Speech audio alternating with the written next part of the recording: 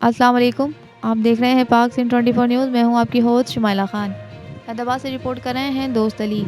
जियो पाकिस्तान खोसा इत्तेहाद की तरफ से हैदराबाद में हंगामी इजलास मुनक्किद किया गया, जिसकी सदारत जियो पाकिस्तान खोसा बरादरी के चेयरमैन मीर मंजूर अहमद खान खोसा, सदर पाकिस्तान रईस नूर मोहम्मद खान खोसा, वाइस चेयरमैन हाजी मोहम्मद कासिम खोसा, इंफॉर्मेशन सेक्रेटरी मदद अली खोसा, डॉक्टर खालिद खोसा, एडवोकेट मकबूल खोसा, दोदा खान खोसा, कराची से डॉक्टर नियाज हुसैन खोसा और खोसा बरादरी के सरबराहों ने बड़ी तादाद में शिरकत की।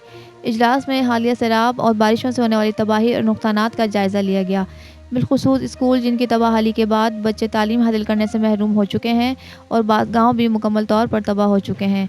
इजलास में स्कूलों की दोबारा तामीर के लिए अहम फैसले किए गए। जियो पाकिस्तान खोसा इत्तेहाद के चेयरमैन ने खोसा बरादरी के मुखिर हजरात से अपील की है कि इस ख़ैर खैर में बढ़ चढ़ कर हिस्सा लें, ताकि बच्चे फिर से अपनी तालीम जारी रख सकें।